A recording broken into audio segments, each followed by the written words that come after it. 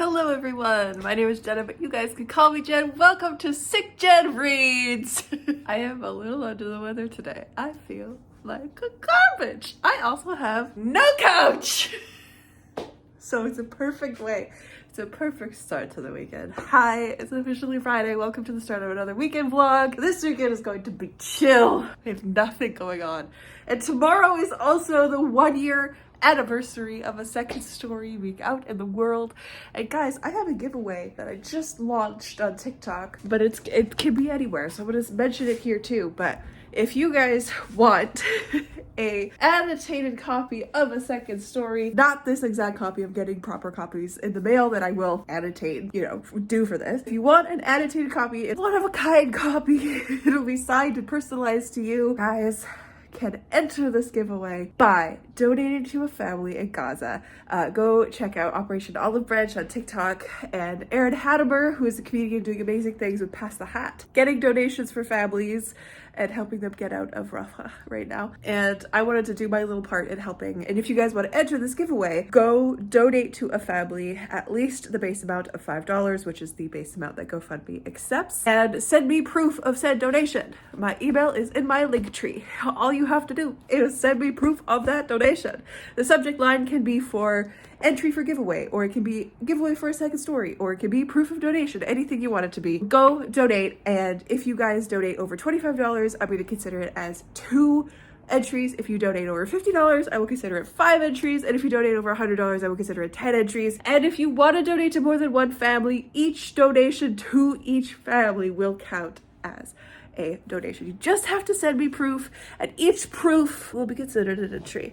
I wanted to put that right at the beginning of this video because this is going to be running until May 17th. I'm running it for a week. Go share, go tell everybody. If you want an annotated copy of A Second Story in honor of A Second Story being 1 year old, go enter, go help some people. Free Palestine. We got to get those people out of the war zone. We got to get them to safety because, my gosh, we got to help those families. We got to help the families. So that is my spiel for the beginning of this video. Yes, I have no couch. I simply have the couch cushions, which has been fine. I've noticed though that it's made me a little bit sore getting up and down all the time. Like my legs don't want to function as much as they want to for sitting on the ground. Like sitting on the ground is messing them up. So that's not fun. But this is my couch until my couch is fixed, because it was picked up yesterday by the furniture company that I bought it from, and they're gonna go fix it for me, thankfully. Do I know when I'm getting my couch back? No. But for now, we exist sans couch. Anyways, what are my reading plans for the weekend? That's a great question, my friends. I have many reading plans. I have many reading wants. I would love to, I just have so many plans, so many things that I want to do, to read. I just got an urge to read Bethany Jacobs's These Burning Stars, so we're gonna take that down as well. All right, let me sit in my throne of cushions, and I will tell you about my reading for this weekend. Or at least the options for reading for this weekend. Hey, that works. Using the poof that I have. Okay, so the first option, and what I kind of wanted to do most, was to try and tackle this trilogy in one weekend. Why? Because some of the audiobooks that I have for this are running out on my library, and I would love to actually have the audiobooks to read them. So I would love to power through this. So this might end up being a special edition of the series video, weekend edition, if I manage to carve through all 3 of these. I feel like it's a possibility. Why? These are YA books, and I am equipped with an audiobook for each. I have faith in myself that I could get through this. And I don't have any plans this weekend. I originally had plans with my friend Yelity, but we ended up just vetoing it. She's going through some stuff.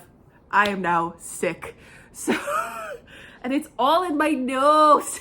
So I sound like this. And it's not allergies, because like I've thought it's been for the past couple weeks, months. I can't breathe out of my nose. Like I literally have been hacking all day. So whatever the fuck happened to me, I don't know. But yeah, I don't have any plans, so I might carve through this trilogy. We'll keep you updated whether I decide to do that. If I don't decide to do that, I also have this YA book, The Poisons We Drink. Why am I focused on YA this weekend? I don't know. Because this YA book, The Poisons We Drink by Bethany Baptiste. I also have These Burning Stars by Bethany Jacobs that I just got the inkling to read. I also have this cute indie book, The Feathers of Dawn, that I just got in the mail that I'm about 60 some odd pages into because I was reading it on ebook first, but I have a really hard time reading on my phone because it was a Kindle ebook that I got. That's why. So I could also be reading these. And of course I have my Kobo, which as you can tell, I've put an Echo of Things to Come on here because I have to return those books to the library. I can't renew them for a 6th time. I've had them for months and I just can't get through them because life. So this is where I'm gonna be this weekend, on my makeshift couch or in bed, depending on where I want to sit. I'm gonna be reading a lot of different things, which is gonna be great. Yesterday I also went to a book launch, which was hosted by the Stygian Society, which, if you guys remember, I was part of the Stygian collection last year, which is an anthology made up of author tuber stories and works. I was part of that. It's a horror collection, which was interesting that I'm in that, but I really enjoyed being a part of it. And there was a Canada-wide launch yesterday in Montreal, in Winnipeg, where I am, and in Calgary, for Dark Flock by Matt Pohl, which is a small, like, short story anthology of one author's work that are all kind of weird, kooky stories about birds. It's described on the back as Twilight Zone birding, which is really fun. And the art is fantastic, and the artist is also from Winnipeg, I do believe. Nico Rudolph, the artist, is from Winnipeg. Matt Pohl is from Montreal. But I love the art in here. It's just so fun. It's like noir. There's a word for it that my brain is just not thinking up. This is my favorite one. Attack of the Killer Tits. Anyways, I went to this launch last night because since I was part of the Stygian collection, Holly Rhiannon, who is one of the creators of the Stygian collection and one of the founders of the Stygian Society, asked me if I could go, originally just to like be there. And then Nico, our artist, ended up not being in Winnipeg, and he was going to go, so he ended up being at the Calgary launch, not our launch, so I basically co-hosted with the editor Pamela, which was fun. Then I ended up making really good friends with the bookstore purveyor that we were at, Ravens End Bookstore, which is a indie bookstore that just opened up a couple months ago in my city. And I ended up buying 3 books from her. In a genre that's not my genre at all, as you guys know. These are like horror thrillery books, right? Horror, I think, mostly, because it's a horror bookstore. This is a taut psychological mind bender. It's Foe by Ian Reid. We also have murder mystery, police procedural, thriller, horror, pulse-pounding narrative with an intricate cast of characters. I asked the purveyor of Ravens End Books if they had any recommendations for books that feel like Criminal Minds. And they were like, what do you like about Criminal Minds? And I was like, the cast of characters. And she goes, great. So she pulled up this one, which is Cold by Drew Hayden Taylor, which is an Indigenous book that just sounded so fucking good. And then there's also The Haunting of Velkwood, which was used by Gwendolyn Kist, so it wasn't as expensive. But yeah, I bought so many books from them last night, which is great. But am I getting into my horror era? Maybe.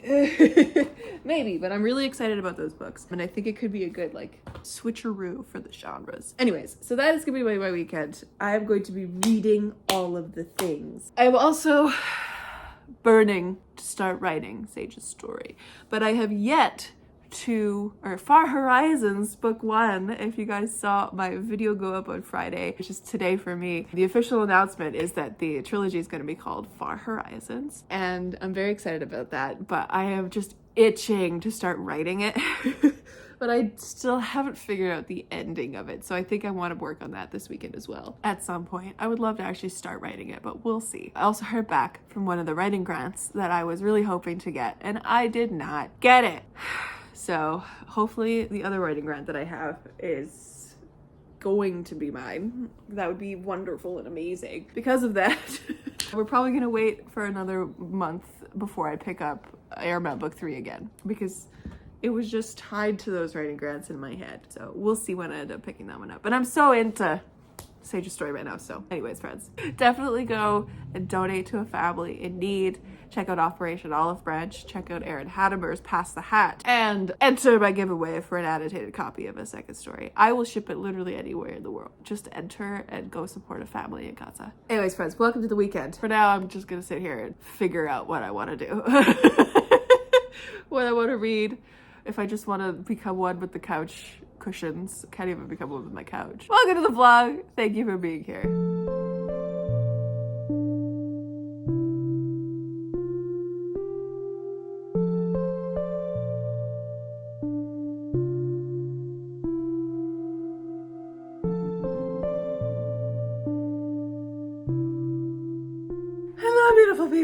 It is 29 degrees today.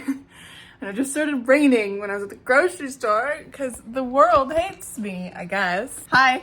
Happy Sunday. Happy Saturday. It's not Sunday. Saturday. Goodness me. I just went and purchased some cake to celebrate a second story being 1 year old today. Woo! I'm so excited.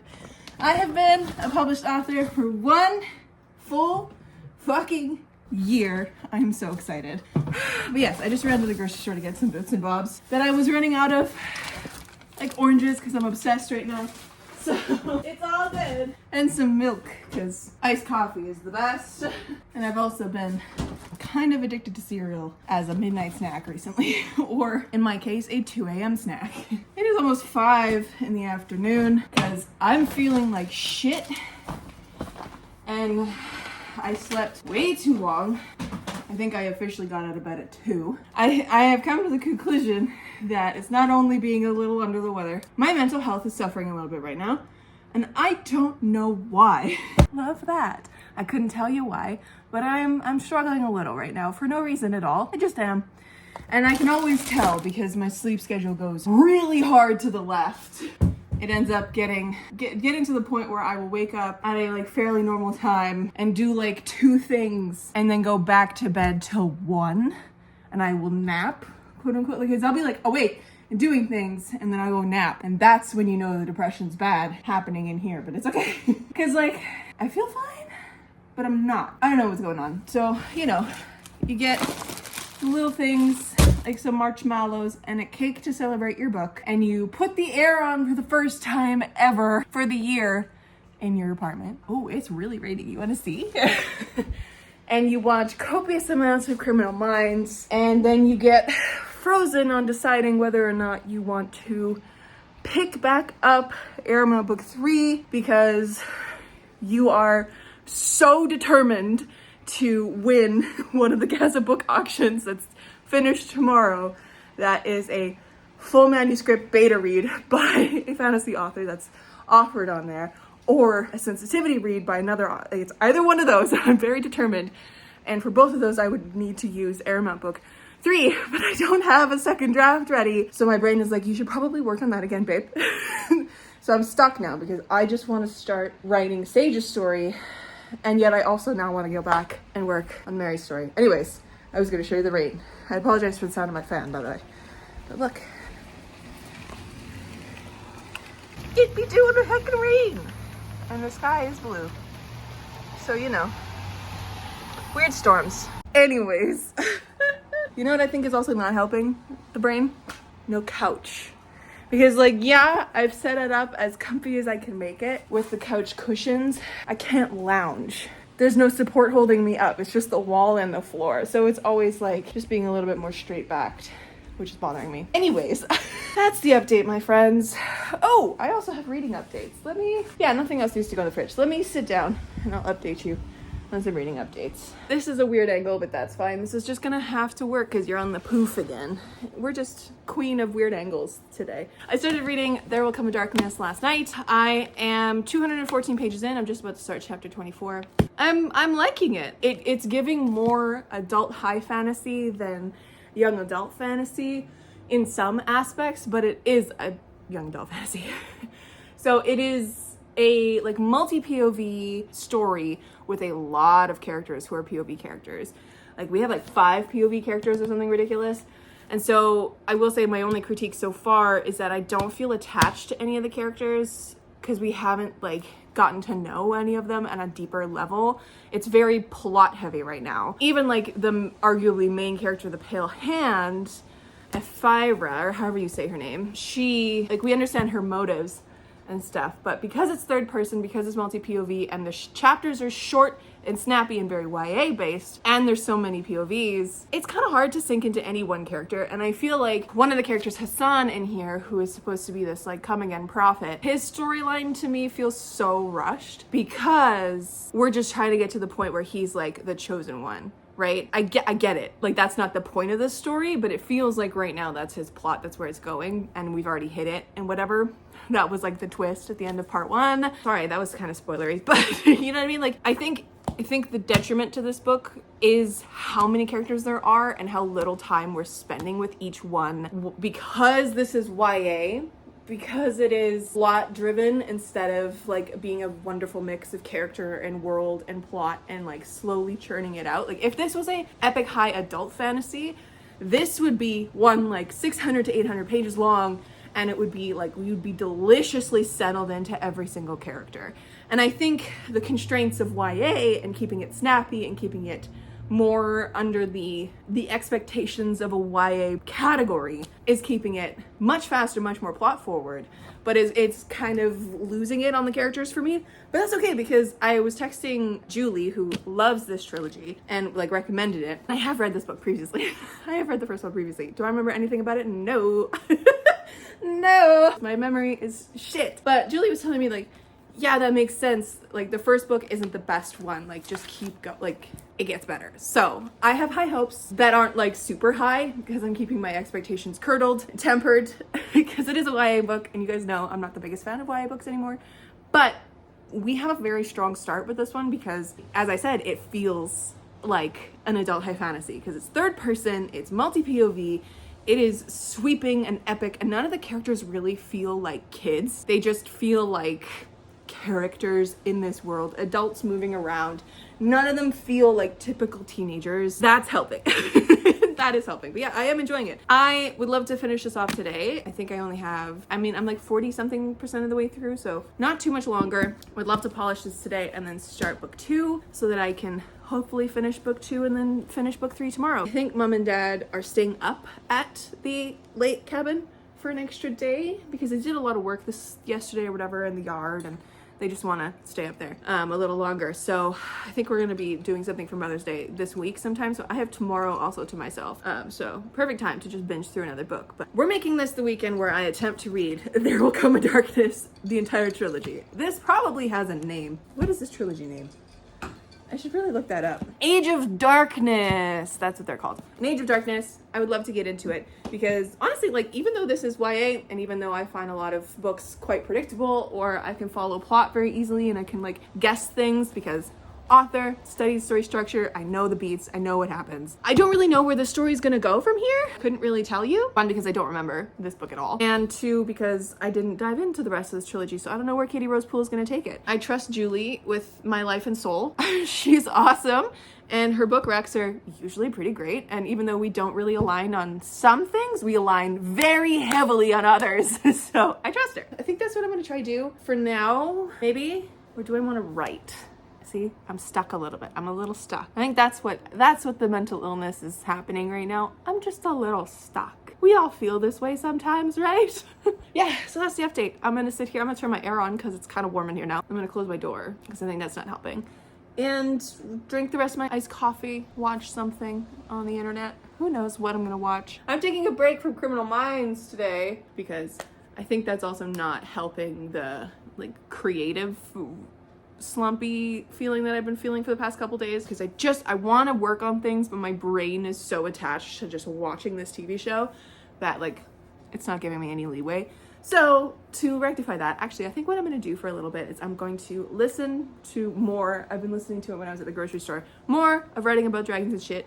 I'm going to contemplate my stories, see what I want to do. If I end up writing a chapter of Sage's story and starting that, or if I end up pulling back up Aramount book 3, I don't know. I feel like what I want, what would be a perfect thing, is starting to draft Sage's story, getting into it, and then coming back to Aramount book 3 in a little bit. In just a little bit, you know? I'm just paranoid. I know it's gonna be fine because like if in a perfect world, if I win that one of the Gaza book auction things that I'm bidding on currently, the beta read or the sensitivity read, those are the two that I've bid on. If I win one of them, I'm only gonna try and win one at the moment because I don't have copious amounts of money to spend. They're both over $500 at the moment. So it's fine, I can write it off as a business expense because it'll be towards my book. If I win one of those, the game plan is just gonna be like, hey, I'm so glad that I won this. Is it okay if I take some time to actually get something ready for you, what time in the next couple months would be the best time for me to aim to have this to you for, just because I don't have it ready now, you know?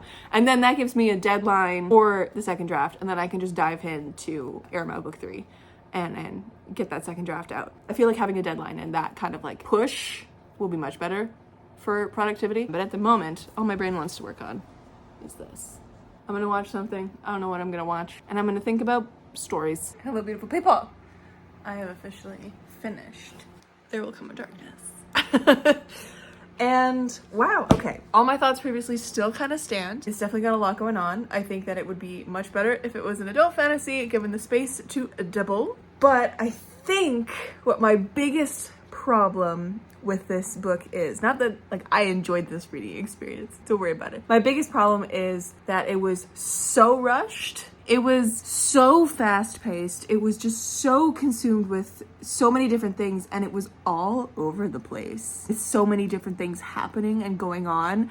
And it wasn't like the satisfying element of these people being in a place and getting things done that they needed to. It was just like, let's go here, no, let's go here, no, let's go here, no, let's go here, let's travel here, let's do this, let's do this. And it just felt like the plot pushing things along. And now that I'm at the end of it, I'm like, it feels like the beginning of a story. And I think that's maybe why. I feel like this, which is so funny because I was, you know, I've been looking into how to write a trilogy with Sage's story.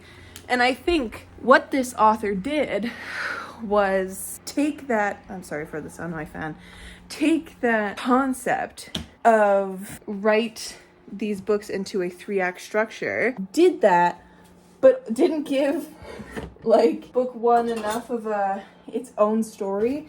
It just feels like we've hit in a wider arcing trilogy, or no, a wider arcing 3-act structure. It feels like we have now officially hit the catalyst, and that is now we can start the rest of the story.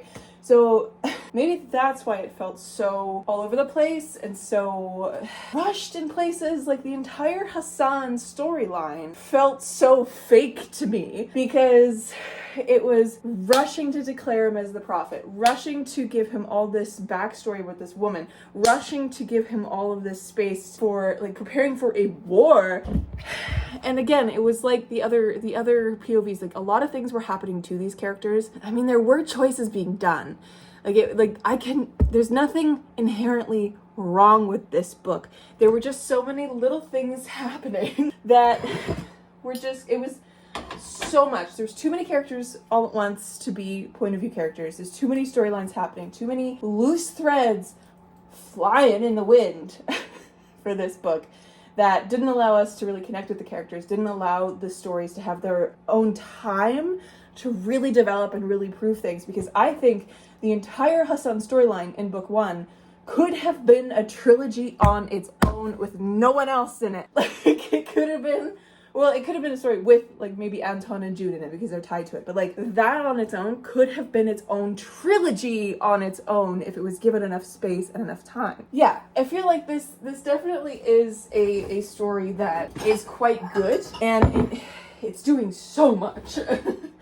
And I think because of that, it is, oh gosh, I don't even know how to describe it. It's like, it is the first 5 beats of the Save the Cat beat sheet up to the catalyst of the story, because the ending of this book was definitely a catalyst to launch us into the rest of it. And I feel like the beginning of this book didn't have a clear catalyst to the story. It had a catalyst maybe to every single character, like the Pale Hand and Anton and etc., all 5 of them. Like it had a catalyst maybe for each of them in their own stories, but there wasn't a clear one that was like the story, like what this book is about.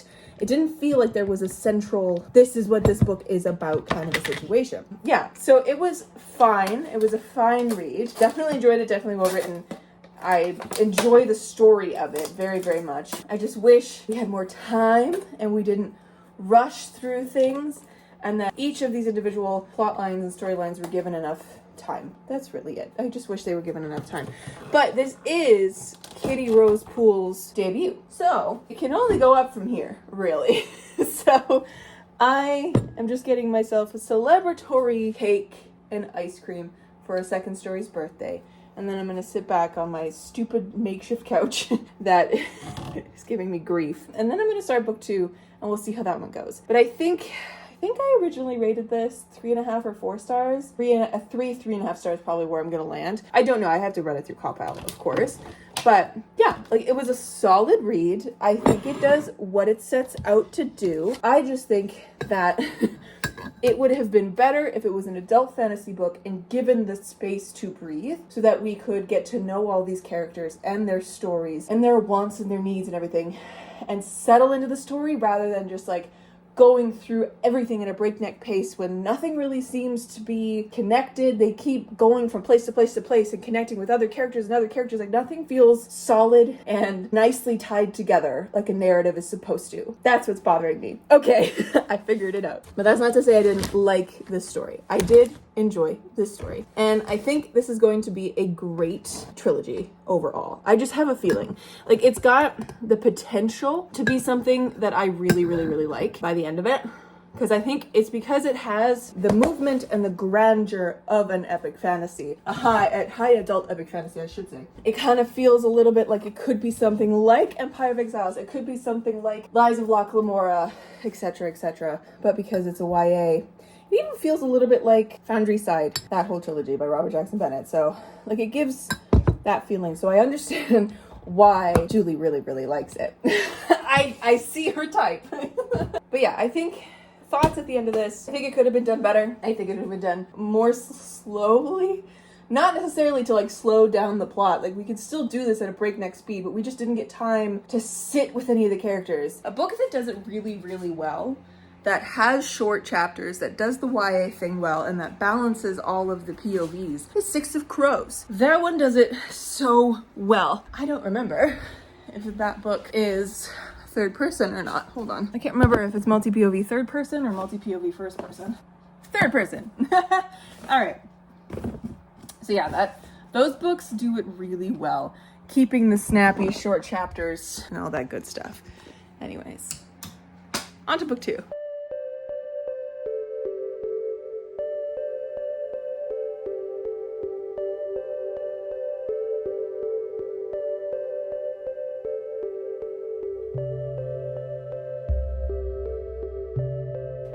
Hello, beautiful friends. Please excuse the mess that is me. It is 2 a.m. Hi. I just wanted to do a quick update because I know my fan is on and you can hear it in the background, but I am just over halfway through book 2. And first impressions kind of feels like book 1's impressions, but I do like the fact that our characters are more spread out, so it makes more sense to have as many POVs as we've had. And I like where Ephira is going into the D&D cave-like caverns with all the threats and traps. And I like Baru's storyline a lot. Anton and Jude's as they go on. I like that it's more spread out. Although I will say, I completely forgotten Hassan existed for a bit there. He's just not memorable. I don't know what it is about him, but anyways, I'll chat to you more about that book in the morning.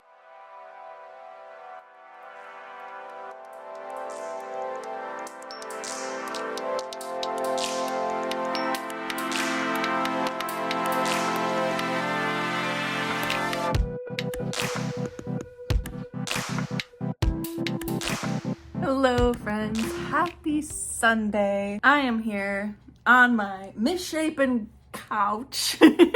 I'm just gonna get up and fix my hair in a second, but I finished book 2, As the Shadow Rises. And guys, this was really good.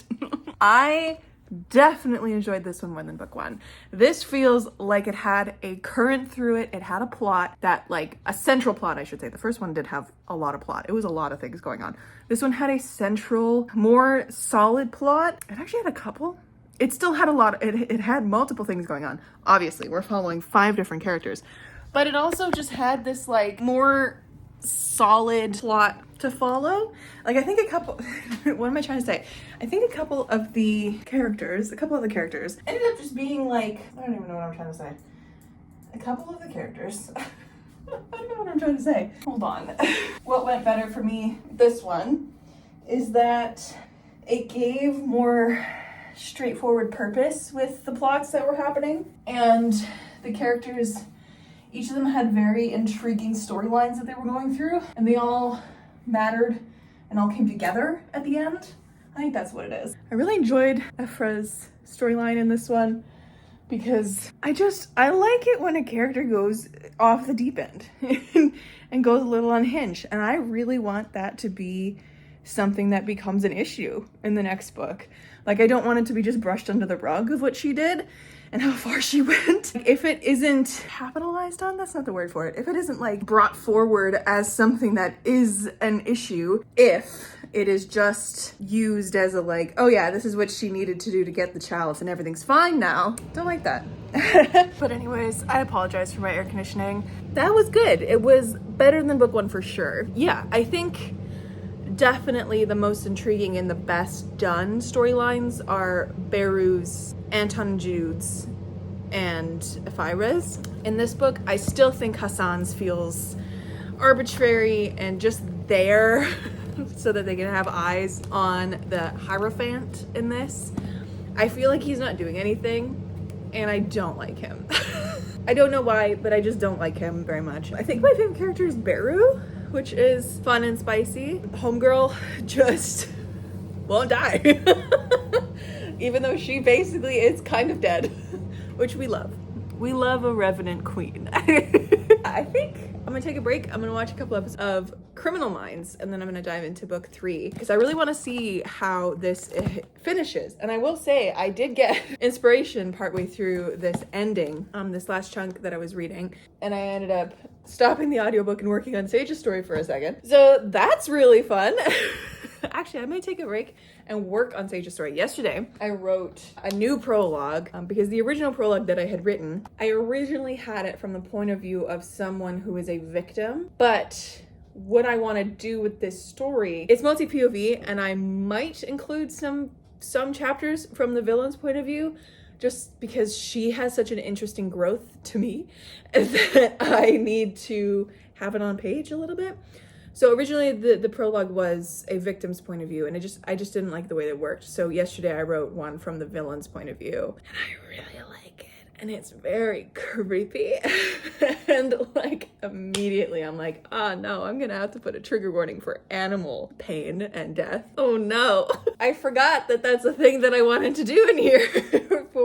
I forgot that what she's doing is a thing that, yeah, it's gonna need to be a trigger warning for sure for people. Trigger and content warning. It's fine. But yeah, I wrote that yesterday, about 900 words, 895, but 900 words, and I quite like it. I think it's a good snapshot. It's very short. It's just a good snapshot to kind of center us where we are, or like what kind of mystery is coming. Because in the next chapter, it's gonna be just this kind of like slightly silly look at this group of adventurers who are a little down on their luck and all this kind of stuff. So I don't know. It was, I knew I wanted to start this book with a prologue, with a glimpse of what kind of like elements of horror that I am going to be bringing into this. I feel like all of you who have read my cozy fantasies are not going to be ready for the amount of regular dark fantasy that I usually write. Not that this is going to be a dark fantasy, but this is just me telling a story that I quite like to do. And oh God, when my friend was over last week, when Cass was over, my bestie from high school, she was laughing so hard because she was like, there's some things that you're writing in A Little Luck, like with, like at the beginning of A Little Luck, there's the very beginning, Lottie's partner betrays her, says a lot of shit. And Cass was like, I was like, Jenna wrote this? Who, what? And I'm like, oh, honey, baby, sweetheart, you don't know the depths of evil my brain goes to. That is my favorite kind of shit to write. So this is very enjoyable to get into. Finished another book. We love it. I'm gonna work on my book for a bit. We're 900 words into Sage's story. I technically have over 2,000 words written because I've written previous stuff. Like I have the original prologue and I have original chapter 1 here, but I think I'm going to move it away. I'm going to chuck it out of this usage, you know? That is the update, my friends. Now we're at 895 words in Far Horizons book 1, which is very exciting. I'm very happy with the little idea that unlocked something because it's gonna work really well for book 2. It's gonna work really well with book 2, but now I need to figure out some aspects of it, which is exciting because that makes my brain happy and excited. Anyways, I think my comments yesterday with There Will Come a Darkness being very, like, you can tell it's landing in the 3-act structure right at the beginning of the 3-act structure, and feels like we just were kind of getting to know the situation, and then the end of the book was the catalyst to the story. And now book 2 felt like more of a settled story. It felt like it had its own proper arc to it. Hopefully book 3 just absolutely knocks it out of the park, but I am quite enjoying this. I am enjoying where this author is taking this. I just don't like Hassan, and Hassan can just leave the narrative. He's not adding anything in it for me. He's just making me mad because I feel like his plot is so arbitrary and just there to move the plot along, and I don't like it. Anyways, I'm gonna work on Far Horizons for a bit. That is where I'm at. That's Sunday. I think that's all I have to update you on. Catch up with you a little later. I just got a package. Wonder what it is. I just got a package. A package. Package. Probably my author copies. Yeah, I haven't ordered anything else, so. Yes, it is. I see my ladies. Okay, perfect. Look at this. New copies of my babies. I like how they packaged them. One of them is a little damaged, but like, what can you expect from Amazon these days? There's always at least one. Oh, they look so good. Every time I see these, I get so happy. We got 2 new boys and 2 new girls. Amazing. One of these is gonna be for the giveaway. Go sign up. I haven't had anyone sign up yet. You're gonna have a really high chance. Donate to a family in Gaza and send me proof that you donated, and you will be entered into this giveaway. Send me proof through my email. It's in my link tree, so it's very easy to find. I'll annotate it especially for you. Sign it and personalize all that good stuff. Anyways, I'm gonna put it on my shrine of things here. We love getting new author copies. All right, this is the old one. Beautiful. Beautiful. Oh, don't wreck the book. Oh, don't wreck the book. It's the old one, it's okay. Oh my God, so many beautiful babies. All in a row. All in a row. I think I'm actually going to take these away, put them under my Wi-Fi. Just because they're old copies. I don't want them getting mixed up by accident. We want the newest copies with the proper manuscripts on the inside. Gorge. Gorge.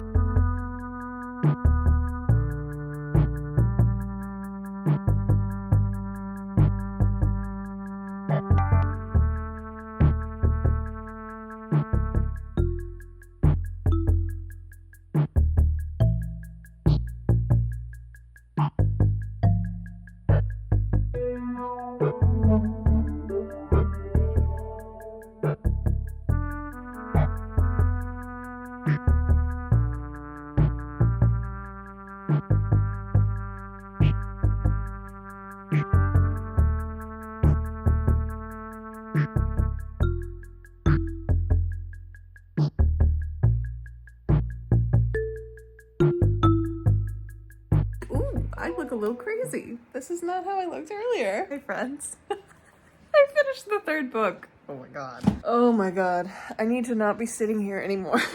I need to be in bed. I think that's where I want to go. We're gonna put you right there.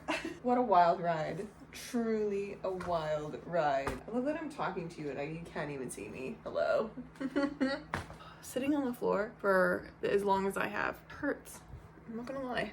God, I wish I had my couch. I wish I could get my couch back. Oh, I feel like I'm 80. Okay, we're gonna go to bed. I'm gonna go hole up in the solace of my bedroom. Beautiful friends. My God, what a series. I almost want to say I was having a conversation with Julie just now, a couple hours ago, on my phone. I got another fan to turn off. Give me a second. Earlier about this trilogy. I compared it to Black Sun, Six of Crows, Truth Witch, and Foundry Side. Like a little itty bitty mix of all of them. But like, none of them at all. It's like those 4 books got together and like mixed a cocktail and then handed that cocktail to someone else who added a 5th ingredient, and then that's the series. It's got some unique stuff to it, it's got some predictable stuff to it, it's got some really, really good insides. But as I was saying, I think this gives Foundry Side, there's a lot of similar plot elements in this, but I like what this did with those plot elements better than I liked what Foundry Side did, because if you guys have seen my series video where I talk about Foundry Side, I did not like the time skips in that series at all. I think that the last one did the series a disservice because of the way that we just didn't get to grow with the characters and connect with the characters. Now, these books are YA, they're marketed as YA, and they're built as YA, as I have explained in this video. The first book was so fast-paced and so breakneck that we just didn't get a chance to settle with the characters. And now that I have read the entire full story, the entire 3-act structure of this trilogy as a whole, this series is fantastic. This story is very, very, very good. I think we have such an interesting cast of characters, really intriguing upping of stakes and churning of a plot and a story, and having all of these frayed threads that we had at the beginning that come together in this last book that makes so much sense. Even though I do have a couple issues with the series overall, I've talked about my issues with these 2 books. This last one, I really liked that the whole gang came together and they're just a band of idiots. Like, I was talking with Julie and we even said, like, it feels like these, like, to me, it feels like these kids are in their very late teens, early 20s. They don't feel like kids to me. I don't know what the actual ages are supposed to be in these books, but like some of them feel like 20, 22, 23 to me. They don't feel like teenagers. They feel like adults, but like young adults who make stupid choices and who are very impulsive still. Like they're still young, you know? And we get a lot of that in this one. Like we get a lot of choices in this one that I'm like, oh yeah, no, these are kids. I forgot.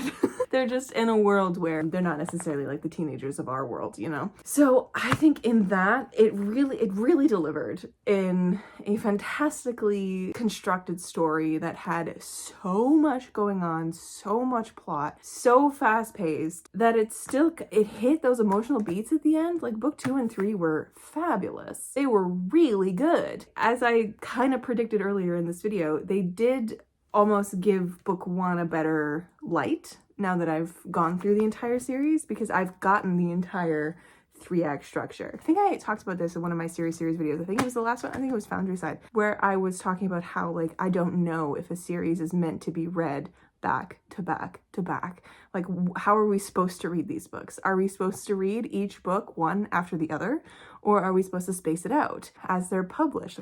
Like, is that how we're supposed to consume a series? This one, consume it as quick and as fast as you can, one after the other, because that will make the story feel so much more satisfying, because these 3 books are so tightly connected as a unit. But it kind of goes against what I've been learning about writing a trilogy in some ways, because book 1 doesn't stand very well on its own. It needs the rest of these books to make it good, which is very interesting. Like, this unit is all 3 books. This is the unit. So like, if you didn't super love book 1, try book 2 and 3 and see if that helps your love of book 1, like it did for me, because I think this story is great. Like, I don't think it's perfect. It still has its flaws. I think Hassan was absolutely fucking useless, both as a character, but also as a POV. I don't think his POV did anything to add to the story at all.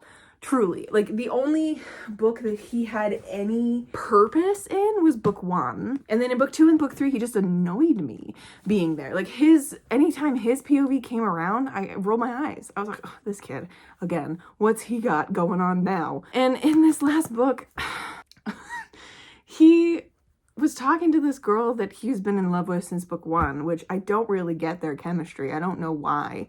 But okay. He's talking to her after they've been separated after a decision he made in book 2 or book 3. I don't know when they got separated. They got separated at some point. I've read these too close together to know. But he's talking to her after that, and he's like, he does that typical dick move of like, I know you said you wanted space, but I just need to know where we land with each other, where we stand with each other. I'm not even shitting you. Those are the exact words he said. And I was like, who the fuck? This kid is just me. And Kepri, the girl that he's going after, deserves so much fucking better. I cannot believe she settled for him. I'm so mad about that. But I actually think, okay, so my thoughts on this entire trilogy as like one unit, like the 3-act structure, I think that considering this entire trilogy as that does really stand quite well as a unit. But if you take just this book, I think the ending of the last book, not necessarily like the very ending, the very ending made me sob and was very sweet and soft. And I have requests to Katie Rosepool for some specific sequels. But the actual like denouement ending of this went too quickly for me. And I think that's just a comment on the fact that all 3 of these books are coming up on Storygraph as fast-paced. And you know when Storygraph classifies something as fast-paced, that shit is speedy as shit, because half the time it doesn't rank fast-paced books as fast-paced, it ranks them as medium. So like these are fast-paced books. And I think, again, this story would have been so delicious if it had been given an adult high fantasy blanket to cuddle under. Yes, each of these books are over 400 pages long, but if we had been given 600-page books with each of these to bask in the glow of the epicness of this story and like given enough time to really connect with the characters and to really settle into the story, I think it wouldn't have felt as frayed and chaotic at the beginning and as too quick of an ending at the end. I also think it would have been even more satisfying to hit these moments and these beats of surprises and reveals and stuff, because a lot of the surprises and reveals I kind of saw coming, and that's not just me as an author who studied story structure. No, that's because it just happened and I was like, oh yeah, obviously.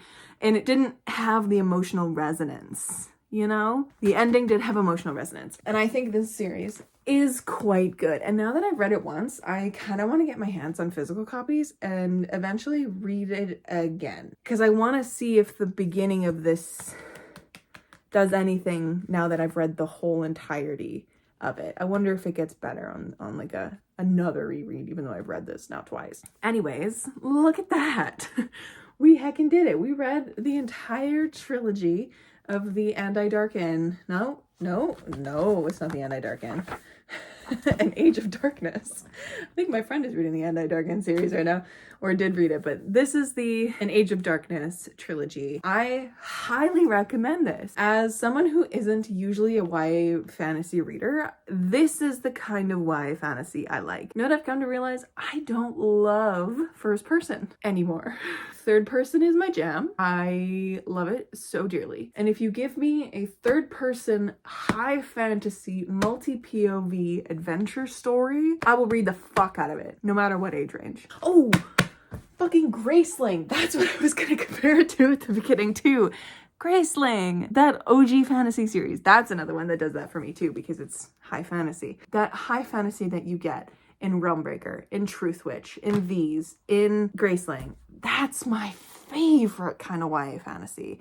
And I need more of that, please. I don't want to settle into angsty romance with magic anymore. I need something that is well done, well plotted, and intricately done with not only character and plot, but the world and the stakes. It all needs to be really well done together.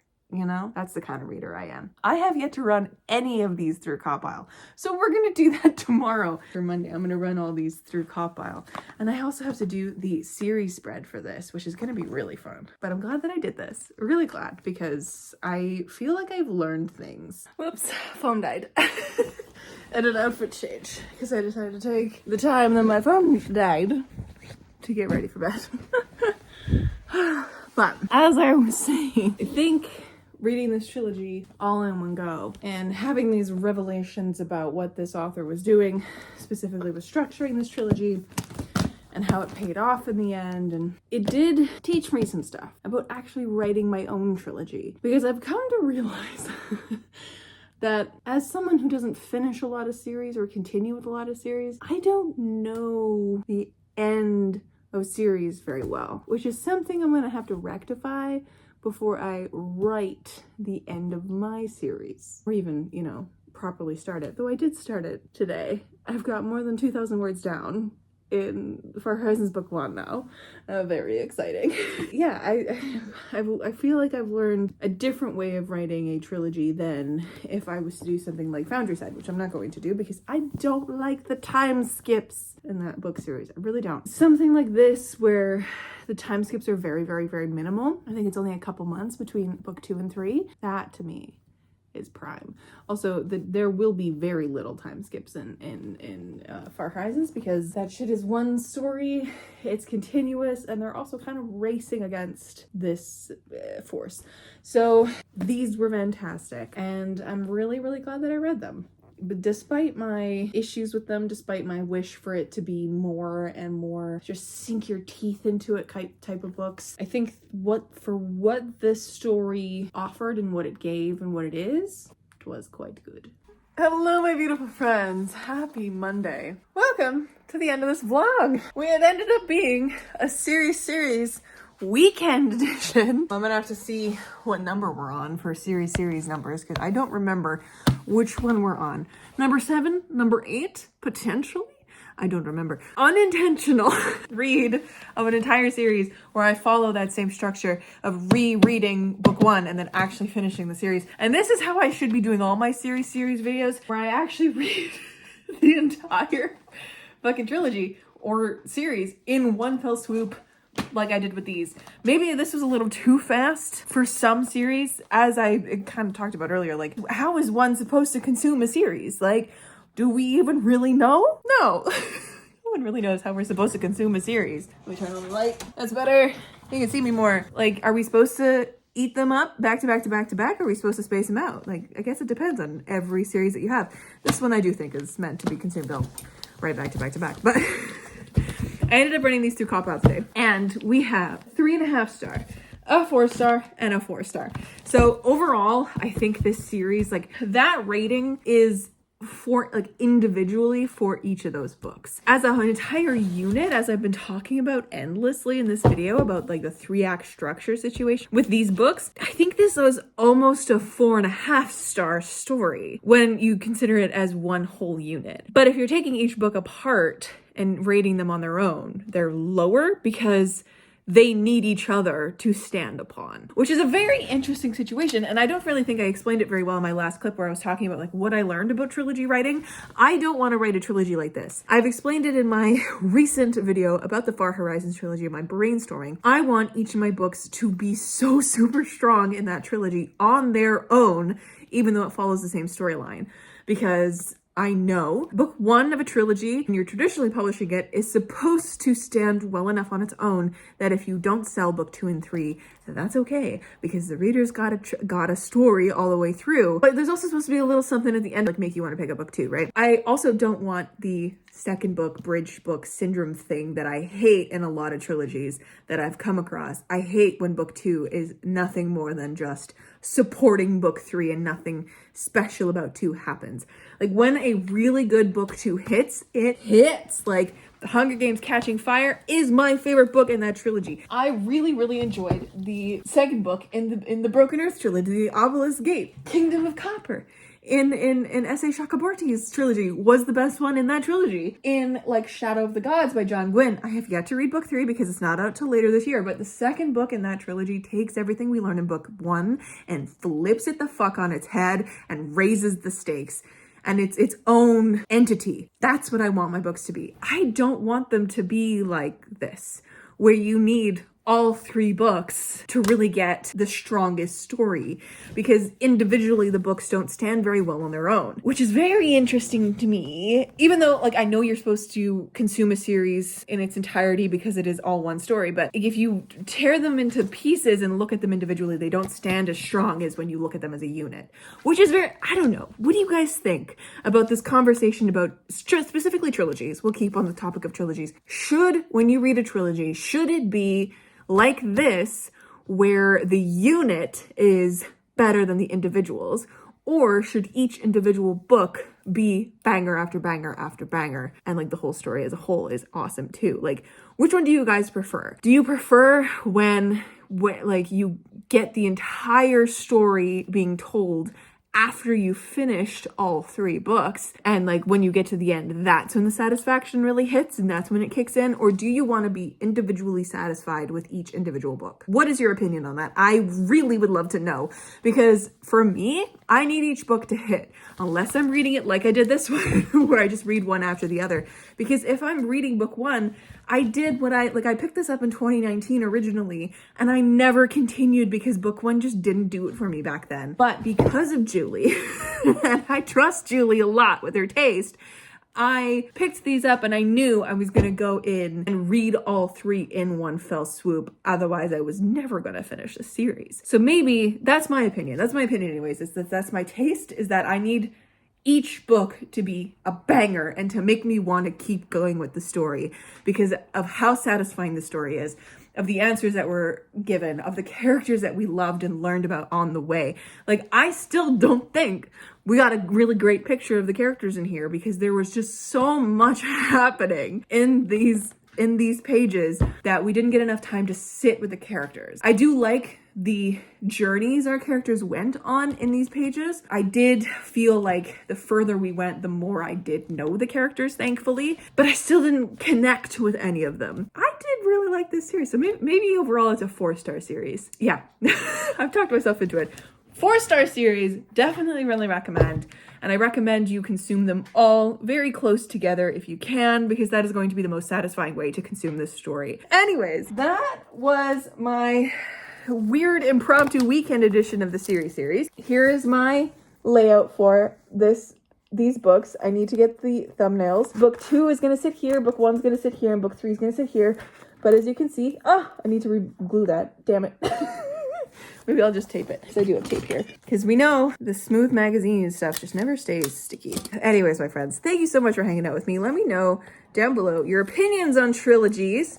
I also hope I kept this spoiler-free enough that you might be interested in picking up the Age of Darkness trilogy by Katie Rose Poole. I've also heard very few people actually talking about it, except for Julie. So let me know if you have read it, because it's one of those books. I think the last book came out in 2021, so it's been out for a little while.